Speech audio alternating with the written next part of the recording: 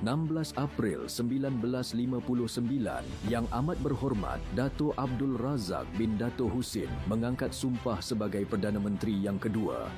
Pada hari ini, dalam tahun 1959, Yang Amat Berhormat Dato' Abdul Razak bin Dato' Husin, Timbalan Perdana Menteri, dilantik sebagai Perdana Menteri Persekutuan Tanah Melayu yang kedua di Istana Negara Kuala Lumpur.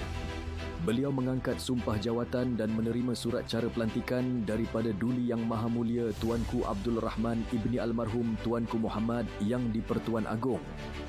Pelantikan Yang Amat Berhormat Dato' Abdul Razak dibuat bagi menggantikan Yang Teramat Mulia Tunku Abdul Rahman Putra Al-Haj yang meletakkan jawatan sehari sebelumnya.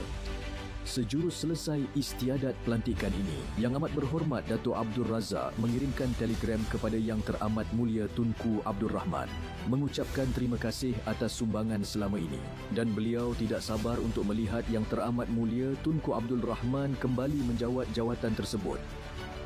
Yang Amat Berhormat Dato' Abdul Razak menjadi Perdana Menteri sehingga 21 Ogos 1959 sebelum meletakkan jawatan dan menyerahkan kembali kepada Yang Teramat Mulia Tunku Abdul Rahman.